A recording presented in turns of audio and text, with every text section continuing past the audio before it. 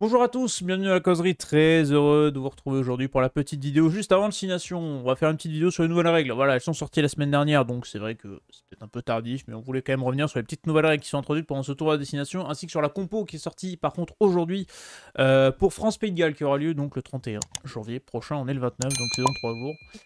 Et on a hâte que ce 6 Nations commence. Je suis avec Brian, journée Sud-Ouest, j'espère qu'il va bien. En forme et chaud pour ce France-Pays de Galles. On m'a dit qu'il sera au stade. Ouais, exactement, je En serai au loge, stade non? et T'es en loge, toi? non, non, non, on n'en est pas là encore. Un jour peut-être. Non, mais ouais, bah, c'est un tournoi qui nous presse depuis déjà l'année dernière après une fin de tournoi un peu décevante. Donc il y a tout qui promet du beau spectacle en tout cas pour ce premier match. Donc ouais, on a hâte. On a hâte de ce petit tournoi destination qui va débuter, qui va être chaud. Et on a fait les pronos de ce destination la semaine dernière sur Twitch. On vous remercie pour les retours. N'hésitez pas à donner votre avis en commentaire. Toujours sur la compo de l'équipe de France contre le Pays de Galles et sur cette nouvelle règle introduite aux 6 nations. Les nouvelles règles, elles sont simples. J'ai fait un petit visuel comme ça. Ça nous les rappelle, on va les détailler après ensuite dans la vidéo. Le carton rouge de 20 minutes sera introduit. Les transformations, on aura 60 secondes pour les jouer, tout comme les mêlées, les touches, 30 secondes donc de mise en place. Les touches pas droites seront non sanctionnées s'il n'y a pas de sauteur défensif. Les relayeurs sont un peu plus protégés. L'arbitrage vidéo sera un petit peu modifié, on vous expliquera ça en détail. Le système Touchfinder également, il y a un micro sur les arbitres pour que les gens dans le stade l'entendent. Et le protège-dents connecté qui est validé et introduit pour le 6 Nations U20. Voilà pour l'introduction de ces nouvelles règles qu'on va détailler dans cette vidéo. Et on évoquera à la fin la compo du 15 de France contre le Pays de Galles. Bon, par où on commence mon cher Brian ? Je pense qu'on va les prendre On dans l'ordre. commence par les bonnes nouvelles, les bonnes règles ou les moins bonnes règles? C'est vrai qu'il y a des bonnes idées et il y a les mauvaises idées. Ouais. Qu'est-ce qu'on peut... Sur quoi on peut commencer? Bah écoute, si tu Non, veux... mais déjà, un bon truc, parce que je pense qu'on est allé voir un match il n'y a pas si longtemps que ça tous les deux et on râlait sur ça. C'est mêlée. notamment les 30 secondes pour jouer une mêlée. Alors, il y a aussi sur les touches, mais les touches, c'est relativement rapide. Donc, bon, on risque de moins voir la différence. Mais 30 secondes pour jouer une mêlée, c'est vraiment quelque chose qui risque de dynamiser le jeu et qui pourrait bien changer pas mal de choses. Parce que c'est vrai que les mêlées à refaire une fois, deux fois, trois fois. Alors, les arbitres se sont mis à pénaliser de plus en plus rapidement, on va dire, une fois que la mêlée était refaite une première fois. Si elle était refaite une seconde fois, l'arbitre sifflait une pénalité d'un côté ou de l'autre et prenait une décision. Mais je veux dire, moi, je me souviens d'un match je crois que c'était 2020, hein, tournoi destination à Paris. J'étais dans le stade, c'était un France-Pays de Galles, justement. Le match a duré 100 minutes. Voilà. 100 minutes Oui. parce que l'arbitre avait fait refaire la mêlée, je sais pas, peut-être une dizaine de fois. C'était interminable à 5 mètres de la ligne des Gallois et tout. Mais c'était vraiment, ça faisait 20 minutes que les deux équipes jouaient encore sur le terrain et on comprend aussi les arbitres qui n'ont pas envie de prendre une décision parce que ça se jouait à 1 ou 2 points et tout. Et le match avait duré 100 minutes, mais c'est pour éviter ce genre de scénario que ces règles sont mises en place et pour éviter de refaire et de refaire à des mêlées. Voilà, tu as 30 secondes pour jouer une mêlée, ça dynamise le jeu et s'il y a une faute, j'imagine que les mêlées ne seront pas refaites et refaites des dizaines de fois à chaque fois. Donc ça pour moi c'est la meilleure règle. Parce qu'on va pas se mentir, quand on est dans le stade, ça casse bien l'ambiance. Les gens ne savent pas quoi regarder. Voilà, ils commencent à s'ennuyer. Oui. Donc, ça peut que dynamiser le match. C'est une bonne nouvelle pour les téléspectateurs et spectateurs parce qu'effectivement ça dynamise le jeu. Moins bonne nouvelle pour les joueurs qui ont peut-être moins de temps mort pour souffler pendant les matchs. Si tu as des matchs avec de l'intensité, Exactement. va falloir s'envoyer. Ça peut aussi jouer sur la fraîcheur en fin de match là. Donc ça on a vu, ça c'est une bonne idée pour les mêlées et les touches. En parlant des touches, du coup, il y a ce fameux touche pas droite. Donc les lancers pas droits, je vous mets l'article, c'est un article Actu Rugby. Je vous affiche juste ici, puisqu'il détaille comme ça permet tranquillement. Il y a aussi l'article officiel du 6 Nations, qui est un plus gros condensé. Donc là, vu que c'est écrit plus petit et que sur l'écran vous voyez peut-être moins bien, je me permets de mettre l'article Actu Rugby. Donc les lancers pas droits ne seront plus sanctionnés si aucun joueur de l'alignement défensif n'a sauté. Bon, bah écoute... Bah, il me tarde de voir comment ça va être Voilà, c'est ça, c'est surtout mis en ça. place dans le jeu. Parce que c'est le problème de ces nouvelles règles, c'est que le rugby est suffisamment compliqué comme ça pour ne pas rajouter de la complication. Et il faut que ces règles soient intériorisées par les joueurs, mises en pratique sur le terrain et soient comprises surtout. On le voit à plusieurs reprises, les joueurs qui demandent une explication à l'arbitre parce que les règles sont très compliquées aujourd'hui, et même les joueurs parfois ne comprennent pas ce qui est sifflé. Donc ajouter des règles c'est bien, ne pas compliquer le jeu ce serait mieux, et là en l'occurrence, je vois pas l'intérêt. Pour l'instant, je vois pas l'intérêt, je vois pas quel problème on essaie de régler. Je veux dire, si la touche est pas droite, la touche est pas droite, point. Là, donc à partir du moment où il y aura un lancer en touche, si personne ne conteste, et que le lancer n'est pas droit, sans qu'il ne soit trop pas droit, si c'est vraiment trop abusé, l'arbitre sifflera, mais si c'est pas droit, mais un peu, T'as la mais un peu règle droit, et ça peut l'esprit de la passer. règle, quoi. Donc ça va être... faut attendre la Ouais. mise en place pour voir. Mais bon, je pense On que... parle beaucoup ouais, on parle beaucoup de ça, de l'interprétation Hmm. de l'arbitre. Hein. Ça a été critiqué à la Coupe du Monde aussi. C'est toujours critiqué, de toute Voilà, façon. attention, il faut faire attention que les arbitres n'aient pas encore plus de responsabilités sur les épaules avec ce genre de règles, parce que s'il y a un essai derrière, on va vite leur reprocher. Alors, dire, ah non, mais là, c'était vraiment pas droit, beaucoup pas droit, il aurait pu siffler et tout. Donc bon, à voir comment c'est mis en place dans le cœur du jeu. C'est ça. Puis ça arrangera peut-être l'USDAX, parce que j'ai maté un match avec Thomas que je salue, qui est pas capable. L'USDAX n'était pas capable de faire une touche droite à Angoulême. Donc peut-être que ça Ah, les c'est les arrangera. dates. T'aurais pu aller voir Agen quand même. Agen, ils font des touches, parfait. On salue les supporters de l'USDAX, évidemment. C'était pour. Voilà. Qu'est-ce que je voulais dire? Oui, et t'as parlé aussi de ces règles et de la complication forcément du jeu, mais moi, il y a un truc qui me pose question sur l'ensemble de ces règles, c'est l'introduction dans un tournoi majeur en plein milieu d'une saison, quand même.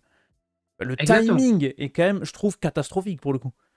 Pourquoi tu Mais testes pas ces règles-là dans des tournois peut-être mineurs ou alors sur, je sais pas, des matchs amicaux, des tournois d'été, des trucs comme ça? Et là, tu ouais. le balances comme ça aux 6 nations. Ou alors tu le testes que sur le 6 nations U20, peut-être parce que voilà, c'est chez les jeunes, machin et tout. Ça fait beaucoup d'un coup, surtout. Bah, Ça c'est fait ça. beaucoup de règles importantes d'un coup. Alors, il y a le shot clock, là, le temps imparti de Oui, 60 secondes pour les transformations, tout ça, on commence à avoir l'habitude. Ça a été mis en place dans les oui. championnats. Il y a aussi il y a une autre règle. Oui, le micro sur l'arbitre, pareil, c'est quelque chose, on commence à On a vu en ça avoir au l'habitude. JO, C'est tout une comme très bonne ça. règle. Très bonne règle, d'ailleurs, ça permet de comprendre beaucoup mieux les décisions de l'arbitre et un peu moins de tomber dans la facilité de oh, l'arbitre avantage telle ou telle équipe. Mais oui, effectivement, c'est beaucoup d'un coup, et c'est pour ça que je parle de l'interprétation par les arbitres et de la compréhension de ces règles par les joueurs. Non pas que ce soit des règles très très très compliquées, mais je veux dire, quand tu joues au rugby depuis des années, que tu as certaines habitudes comme prendre ton temps en mêlée, il y a des liaisons en mêlée qui sont particulières avec les avants, donc il faut des positionnements très, très particuliers, ils ont leurs habitudes, les avants, ils rentrent en mêlée d'une certaine manière, ils s'entraînent pour ça. Donc là, tu es un peu obligé de tout accélérer et de changer toutes tes habitudes en quelques semaines pour le coup.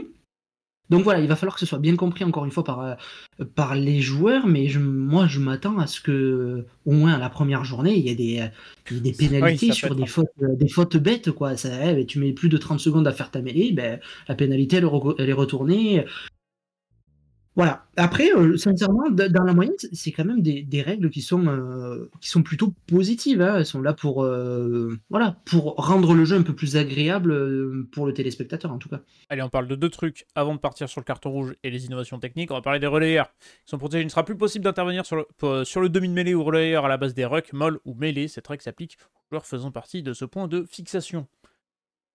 Bon, Ben, à oui, voir, moi, pareil. dans l'exécution, quoi. Oui, après, c'était pas, à moins que je me trompe, mais de C'était la mémoire, je pense priorité. que ça n'arrive pas non plus très très souvent que les de mêlée se fassent prendre dans les rucks. Voilà, là où ça peut peut-être un peu changer, par contre, c'est sur les mêlées où le 9 adverse ne va plus pouvoir monter pour mettre la pression Voilà. sur le demi-mêlée avant qu'il sorte le ballon en touche de la mêlée. Donc c'est là où ça peut peut-être changer un peu les choses. Mais bon, pareil, c'est des habitudes à changer. Je suis pas sûr que ce soit une règle primordiale, sincèrement, parce que les 9 étaient habitués à éviter que les avants viennent l'embêter, si je puis dire. Donc bon, je suis pas sûr que ce soit incroyable, mais pourquoi pas, encore une fois, c'est pour dynamiser le jeu, hein, c'est Oui. pour que le lancer soit plus rapide, donc que du positif. Hein. À voir en application, on verra ce que ça va donner. L'arbitrage vidéo maintenant, champ élargi pour l'arbitrage vidéo afin qu'il puisse intervenir sur des infractions évidentes en avant, touche, etc. lors du dernier temps de jeu avant un essai et sur d'autres infractions hors jeu, obstruction, plaquage complété jusqu'à 2 temps avant l'essai. Bon, bah, on va voir ce qui est un temps, 2 temps, ça pareil, on verra Sur exécution, est-ce que ça peut mener sur quelques litiges en termes de temps? Est-ce qu'on va considérer ça que c'est Ouais. sur un temps, 2 temps? Bon. Après, voilà, il faut pas tomber dans il y a eu 3 temps de jeu et on Oui, revient 2 temps de jeu avant parce qu'en fait, on s'est rendu compte que la passe, elle était un tout petit peu en avant et tout et l'arbitre vidéo l'a vu et du coup, on revient 80 mètres avant. Bon, faut pas tomber non plus c'est dans ça. l'excès. Mais par contre, ça peut permettre à l'arbitre d'avoir un peu moins de «pression» entre guillemets, de se reposer un peu plus sur l'arbitrage vidéo, qui est quand même bien en place dans le rugby aujourd'hui. Et peut-être que l'arbitre vidéo pourra appeler l'arbitre de champ un peu plus souvent, lui signaler des choses qu'il n'a pas forcément vues, peut-être un peu plus rapidement, peut-être parce qu'aujourd'hui, ce qu'on voit, c'est quand même l'arbitre de champ qui appelle l'arbitre vidéo le plus souvent et pas souvent le contraire. Moi, je pense que ça doit marcher dans les deux cas. L'arbitre vidéo qui a accès à toutes les images doit pouvoir alerter l'arbitre sur le terrain qui lui est dans le cœur du jeu, donc ne peut pas tout voir. Donc pareil, je pense que c'est une bonne chose. C'est des technologies qui prennent de plus en plus de place dans le rugby moderne. Et en parlant de technologie, il y a cette règle aussi, je la vois pas Elle écrite. est là, sur les Ouais, innovations. voilà, Ça que tu veux parler. exactement. C'est le touch finder, ça aussi, ça peut. Exactement. Bon, je sais pas si vraiment il y a beaucoup d'erreurs aujourd'hui. En fait, c'est un système qui permet voilà, de localiser plus précisément à quel endroit le ballon sort du terrain. Parce qu'il est botté en touche. Alors, Ouais, quand c'est sur les touches. je Je suis sais pas pas si c'est sûr. mis en Je suis place pas sur sûr. absolument partout, mais. Ouais, non, mais je suis pas sûr que les arbitres de touche, c'est quand Ils même sont des peut-être arbitres remplacés à professionnels. terme, hein, les assistants. Est-ce qu'à terme, Ouais, sur le long terme, est-ce qu'on ne verra pas des arbitres assistants disparaître? Comme on a le même débat dans le tennis, par exemple, tu vois. c'est une question à se poser. Après, le touchfinder ne remplace pas l'arbitre de touche Oui, ça c'est évident. sur des questions de hors-jeu ou ce genre de Ça peut être choses, des ou prémices. des essais en coin. Voilà. Donc, mais après, sur les sorties de ballon en touche, après que ça se joue à 1 mètre ou à 1,50 m, sauf quand c'est très proche des lignes, d'accord. Sinon, je suis pas sûr que les arbitres de touche fassent tant d'erreurs que ça. Mais bon, pourquoi pas, encore une fois, c'est de la technologie. Voilà, il faut vivre avec son temps aussi. Ça fait partie du rugby. Et je trouve que le rugby évolue avec son temps, en tout cas avec ces nouvelles règles de technologie. À voir aussi dans le futur ce que va devenir ce système technologique, mais on verra si ça fonctionne. Et je pense que bon, ça reste une bonne idée quand même. Ça permettra toujours d'aider, peut-être de minimiser les polémiques et les erreurs. C'est toujours une bonne chose. Le protège-gens connecté, il est obligatoire pour les tournois U20. Pour le destination U20, il est obligatoire pour tous les autres destinations, que ce soit féminin ou masculin. Le tournoi destination féminin, elle est juste après celui des masculins. Le seul truc que j'ai vu, c'est que certains joueurs se plaignaient un petit peu parce que vu qu'il est plus gros, c'est parfois un peu gênant. Mais bon, Ouais, voilà. Après, pour la je protection, peux pour comprendre. le coup, c'est une bonne chose en termes de protection, etc. Et puis de toute façon, tu es obligé de le tester sur le tournoi pour pouvoir pignoler, on va dire, cette technologie-là aussi. Après, c'est comme le reste, c'est une question d'habitude. Oui. Moi, je me souviens, quand j'étais petit, le premier protège-dents que j'ai mis, quand j'ai dû jouer avec un truc dans la bouche, c'était bizarre. Tu vois, c'est pas commun et tout. Donc, faut s'y habituer. Après, voilà, je veux bien croire que ça gêne, mais les bénéfices que ça apporte sont suffisamment énormes pour peut-être prendre le temps de prendre le pli et de s'y faire. Parce qu'effectivement, aujourd'hui, il y a un fort accent qui est mis sur la protection des joueurs. Il y a énormément de protocoles commotion qui sont accordés aux joueurs dès qu'il y a un plaquage un peu haut. Les protocoles commotion sont systématiquement mis en place. Par contre, il y a des commotions ou des symptômes de commotion qui peuvent passer un peu inaperçus si le plaquage n'est pas très haut, mais dès qu'il va y avoir un contact un peu appuyé, pas forcément à la tête, mais appuyé, il suffit que la tête fasse un mouvement comme ça pour que voilà, il puisse y avoir des séquelles après. Et ça, c'est pas vu dans le cours du jeu. Le joueur ne va pas forcément sortir du match, ne va pas forcément faire le protocole. Et ça, ce protège-dents va permettre de justement capter ce genre de mouvement de la tête, c'est surtout les mouvements de la tête. Si le mouvement de la tête est un peu trop brusque, le protège-dents va le voir, il va permettre d'alerter le médecin du match et de peut-être faire sortir le joueur et voilà, de prévenir certains risques. Donc ça, je trouve que c'est un excellent système. Après, à voir dans 10 ans. Voilà. Selon les données, si ça peut, si on voit que ça a évité certains accidents, si ça a évité des blessures et tout. Voilà, ça on pourra le voir que dans plusieurs Bah, c'est années. ça, t'es obligé de le tester pour avoir des données, pour voir ce que ça va donner du coup dans la suite. Allez, dernière règle mise en place, c'est peut-être celle qui a fait le plus parler, c'est le carton rouge de 20 minutes, désormais bien connu. Donc un joueur étant d'un carton rouge de 20 minutes pourra être remplacé à la fin de sa peine. À noter que 2 cartons jaunes équivaudront à un carton rouge de 20 minutes qui s'appliquera aux fautes techniques. Le carton rouge classique continuera d'exister pour sanctionner le jeu déloyal ou dangereux.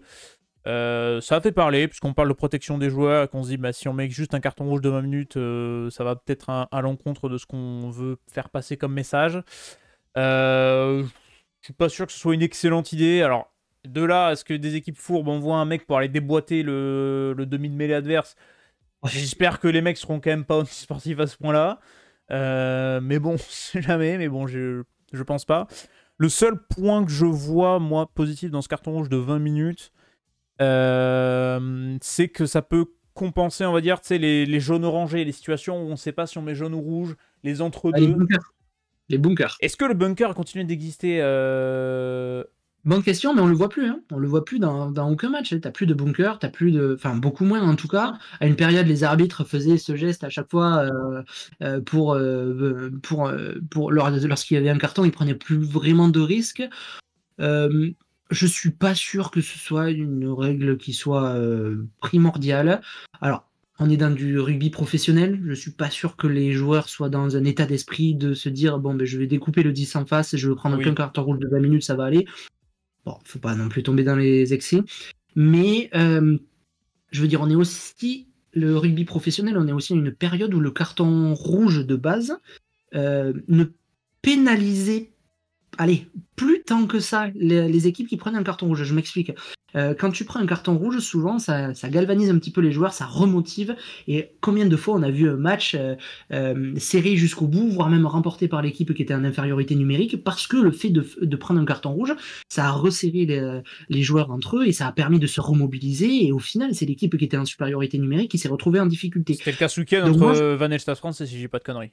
Donc Van a pris rouge assez moi, je tôt. crois que les deux équipes ont pris en rouge. Les deux ont pris en rouge. Je crois que Van le prend avant, il me semble. Bon, bref. Oui, mais c'est un peu ça, c'est exactement ça. Et je trouve que ça a apporté une certaine idée de cohésion, de mental, de ne rien lâcher jusqu'au bout. On a tellement vu de scénarios qui se jouaient jusqu'à la fin, avec ou sans carton rouge. Bon, là, un carton rouge de 20 minutes, d'accord, tu te retrouves à 14 contre 15 pendant 20 minutes, et après le match repart comme s'il n'y avait rien eu.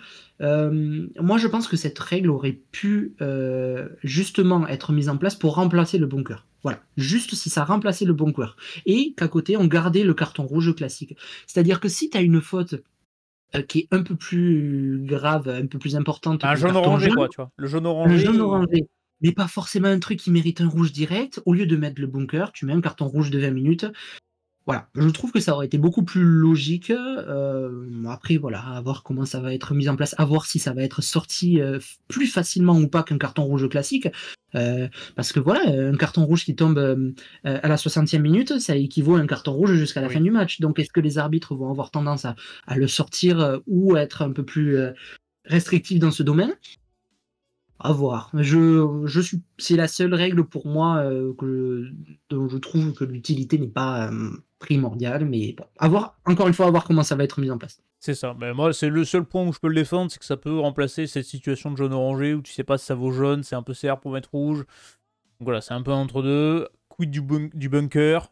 On verra ce que ça va donner s'il existe encore. Ça, je n'en sais rien. Et ça, pour le coup. Bon, sur les innovations, on a parlé. Micro, entendu dans les stats, c'est une bonne chose. Ça permettra d'aider la compréhension pour toutes les personnes présentes dans un stade. Le Touchfinder, on en a parlé. Le protège-non connecté, on en a parlé. Et bien, on a fini sur les règles. On va pouvoir passer à la petite compo du 15 de France rapido. N'hésitez pas à donner votre avis sur les règles en commentaire. Voilà, ça nous permet de créer du débat et de l'échange tout en restant respectueux. Ça, il n'y a pas de problème. La compo donc du 15 de France. Oui, je sais, on devait faire un sujet sur Fabien Galtier, mais on n'a pas eu le temps. On a préféré faire ça. Vous pouvez me huer dans les commentaires. Il n'y a pas de souci. Huez-moi, c'est bien. J'ai pas tenu ma promesse. Tu te huer, moi? Oui, bon, de toute façon, tu le fais tous les jours. De toute façon. Donc, non, on fera un sujet sur Fabien Galtier, je pense, à la fin de ce tour en destination. Et pourquoi je parle de Fabien Galtier? Parce qu'il y a eu une conférence de presse suite à l'annonce de la composition, évidemment, contre le Pays de Galles. Conférence de presse où il a botté en touche pour une question notamment sur la présence de Monsieur Oradou et Monsieur Gégou sur le banc. Forcément, ça c'est du Fabien Galtier dans le texte, j'ai envie de dire. Mais on va se concentrer sur le 15 de départ. Pas vraiment de surprise, il y a eu des absents, fallait composer avec. On a du Roumat en deuxième latte avec Meafou. On a la charnière qu'on attendait, Dupont et Tamac. Voilà, il y a la quatrième ligne. Waouh. La ligne de 3 quarts, pardon. Moefana, Barassi, Atis, Sogbe, Bielbiaré. Puisque Penaud est forfait. Ramos en 15. Bon, ben. Pas surpris par la compo. Non, c'est une compo. De toute façon, on s'attendait à avoir des joueurs de classe mondiale à tous les postes, hein, c'est le cas. Il y a 2, 3 petites surprises. Alors, forcément, le forfait de Penaud pour ce premier match, Oui. ça, on était au courant. Remplacé par Atis Sogbe, ça va être sa deuxième chance, si je me trompe pas. Mais c'est mérité également parce qu'il n'avait pas pu montrer grand-chose lorsqu'il avait été sélectionné. Je crois que c'était pendant la tournée. Ouais, c'était Autumn Series. Euh, voilà, et c'est un joueur qui promet énormément. Voilà, il y avait la question pourquoi pas Villiers à l'aile également. Bon, ça c'est des choix de sélectionneur. Rassi aussi, c'est une surprise, oui et non, hein, parce que c'est quand même un joueur qui performe à son poste en club. Après, de le voir si rapidement titulaire en équipe de France au tournoi Destination, c'est une surprise. J'aurais peut-être tenté Gailleton, qui est là depuis un peu plus Mais longtemps moi, et surpris qui, par l'absence totale de deux porteurs. Hein. oui, deux porteurs. Je sais pas pourquoi. Voilà, mais oui, moi j'aurais préféré voir deux porteurs également, mais il n'est pas sur la feuille de match. Oui, il n'y a pas Mais à d'enveloppe. choisir entre Barassi et Gailleton, j'aurais peut-être fait le contraire. J'aurais peut-être mis Gailleton commencer le match et Barassi en Ah, finition. tu Mais dis c'est bon. le Pays de Galles, donc tu peux prendre le, entre Oui, guillemets, oui, le oui. risque. Et Mais... le problème du Pays de Galles, c'est que, étant donné que c'est, allez, on va dire, l'une des équipes les plus faibles du tournoi, si ce n'est pas la plus faible, c'est qu'il faut gagner largement. Il faut mettre beaucoup de Ah oui, points, il là, faut oui, il impressionner faut... l'adversaire et voilà, il va falloir jouer et pas se faire surprendre. Donc, voilà. Moi, je ne suis pas du tout surpris par cette composition d'équipe, hein. Elle est très costaud. Et en face, voilà, même si le Pays de Galles vient avec des joueurs de classe mondiale aussi, avec énormément de cadres, de sélection, c'est quand même une équipe qui a du mal à se rajeunir et qui est sur une pente descendante en Descendante, ce tu peux le moment. dire. Ouais. Ça va pas du tout. Donc, est-ce qu'ils vont revenir avec de bonnes intentions ou pas? À voir. Mais je crains que, de toute façon, avec Bielbiarré à l'aile, je crains qu'il y ait beaucoup de points. Et ben voilà, la compo du Pays de Galles, vous l'avez, je vous l'affiche, et je vous affiche aussi les remplaçants du côté gallois. Voilà, comme ça vous avez un peu tout le monde. Bah, le Pays de Galles, de toute façon on les attendait dans notre preview, on les a mis dernier et sixième, cuillère en bois, pour ces pauvres Gallois qui sont un petit peu dans le dur, on va dire, ces derniers temps. Présence d'Oradou, Gégou, bon, tu sens la provocation de Galtier, quoi. Je le vois que comme ça, moi, personnellement.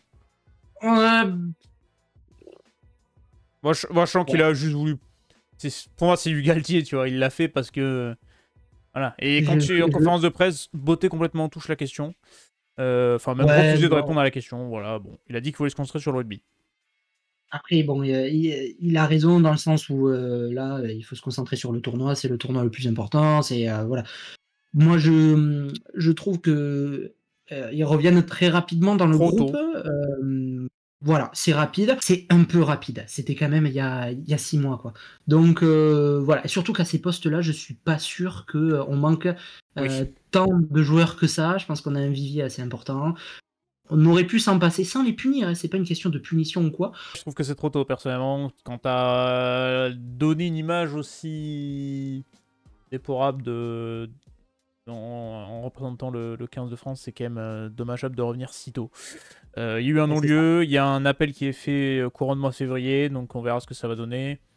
Mais bon, c'est peut-être un peu tôt, sachant que, bon, à ce poste-là, comme tu l'as dit, il y avait quand même un visier assez important, il y a peut-être mieux à trouver. Bon, ben voilà, pour la conclusion, n'hésitez pas à donner votre avis sur cette compo et votre attente, votre prono pour ce France-Pays de Galles.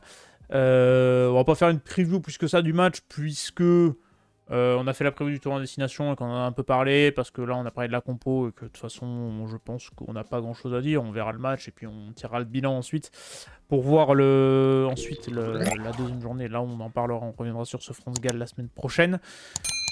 On vous remercie de nous avoir suivis, on vous souhaite un très bon début de tournoi destination, un très bon match du 15 de France. Faites attention à vous. Ciao tout le monde.